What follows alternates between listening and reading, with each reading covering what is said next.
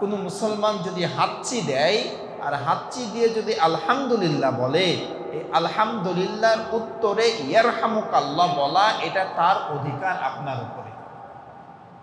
কেউ হাঁচি দিল, দিয়ে আলহামদুলিল্লাহ বলল, আর আপনি শুনলেন যে সে আলহামদুলিল্লাহ বলেছে, তাহলে আপনি কি বলবেন?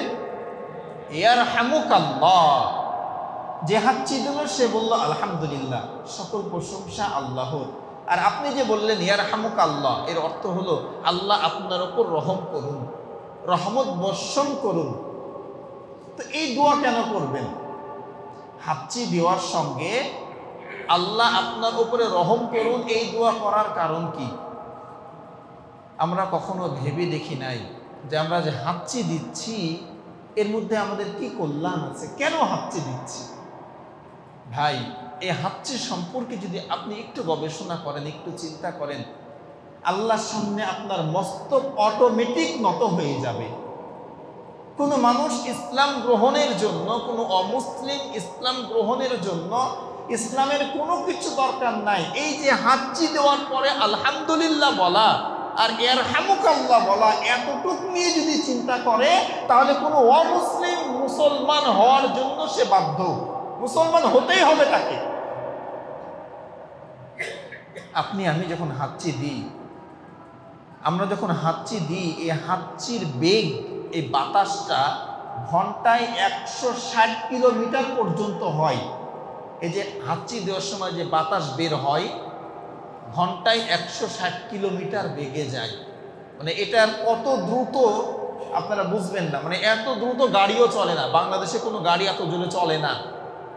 মানে 1 ঘন্টায় যদি কোনো গাড়ি 160 কিলোমিটার যায়, তো প্রতি সেকেন্ডে যত দ্রুত যাবে তত দ্রুত আপনার হাঁচির সময় ভিতর থেকে বাতাস বের হয়। এত স্পিডের কেন দরকার? এর কারণ হলো আপনি যে হাঁচি দিচ্ছেন, এই হাঁচির সঙ্গে আপনার শরীরের শত শত রোগ জীবাণু আল্লাহ একসঙ্গে বের করে দেন। সুবহানাল্লাহ। আপনি যখন হাঁচি দেন, এই হাঁচি দেওয়ার সময় 2 ন্যানো সেকেন্ড পরিমাণ সময় আপনার হার্ট কার্যক্ষমতা স্টপ করে দেয়, থামিয়ে দেয়। আর ফুসফুস বাতাস সংগ্রহ করে পেটের নিচ থেকে একেবারে ওই বাতাসটা উপরে আস্তে করে জোরে করে সে ছেড়ে দেয়, আর তখন আপনি হাঁচি দেন। আচ্ছা, এই যে 2 ন্যানো সেকেন্ড পরিমাণ আপনার হার্ট তার কার্যক্ষমতা স্টপ করে দিল, থামিয়ে দিল, এটা যদি 1 মিনিট করে দেয়, কি হবে? আপনি শেষ। এই জন্যই তো আপনি আলহামদুলিল্লাহ বলবেন যে আল্লাহ আমার হাত যে 2 ন্যানো সেকেন্ড পরিমাণ সময় থামিয়ে দিয়েছিলেন, আল্লাহ যদি ওটা 1 মিনিট থামিয়ে দেন, তাহলে আমি শেষ, আমি আর বেঁচে থাকবো না। আর আপনার হাঁচির সঙ্গে শত শত রোগ জীবাণু আল্লাহ বের করলেন। এই হাঁচির পরে গবেষণা করে ইউরোপের একজন ডাক্তার সপরিবারে ইসলাম গ্রহণ করেছিলেন, সপরিবারে। আর এই হাঁচি দেওয়ার সময়, হাঁচির পরে যে আপনি আলহামদুলিল্লাহ পড়ছেন, এই আলহামদুলিল্লাহ বাক্যর যে কত দাম! আল্লাহ রাব্বুল আলামিন যখন হযরতে আদম আলাইহিস সালাতু ওয়াস সালামকে তৈরি করলেন, নিথর দেহ যখন পড়েছিল, আল্লাহ রূহ ফুঁকে দিলেন। রূহ ফুঁকে দেওয়ার পরে উনি হাঁচি দিলেন, হাঁচি দিয়ে আলহামদুলিল্লাহ পড়লেন। তাহলে চিন্তা করেন যে মানব সৃষ্টির সূচনার যে ওয়ার্ড, সেটি কি? আলহামদুলিল্লাহ। হযরতে আদম আলাইহিস সালাতু ওয়াস সালাম প্রথম বাক্য যেটি ব্যবহার করেছিলেন সেটি ছিল আলহামদুলিল্লাহ। এই হাঁচি, এটা আল্লাহর পক্ষ থেকে রহমত। আর এই যে হা উঠে না, হাম তুলি আমরা, এটা শয়তানের পক্ষ থেকে। যখন আপনি হাম আসবে, অলসতা আসবে, তখন বাম হাতের উল্টা পিঠ মুখে ধরবেন আর লা হাওলা ওয়ালা কুওয়াতা ইল্লা বিল্লাহ করবেন।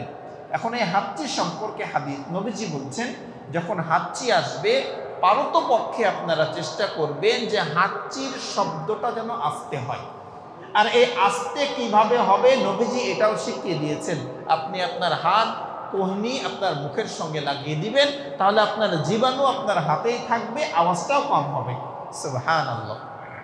করোনা ভাইরাস এসে ডাক্তার আমাদেরকে শিখিয়েছে হাঁচি আসলে কোহনি ব্যবহার করেন, কিন্তু আপনার আমার দয়ার নবী আজ বলেন নাই, আজ থেকে 1400 বছর আগে বলে দিয়েছেন যে যখন হাঁচি আসবে তুমি রুমাল দিয়ে হোক, কাপড় দিয়ে হোক, তোমার বাহু দিয়ে হোক, এই হাঁচিটাকে তুমি সংরক্ষণ করো যেন এটা বাইরে না ছটিয়ে যায়, ছিড়িয়ে যায়, যেন মানুষের কাছে জীবাণু না পৌঁছায়। সুবহানাল্লাহ।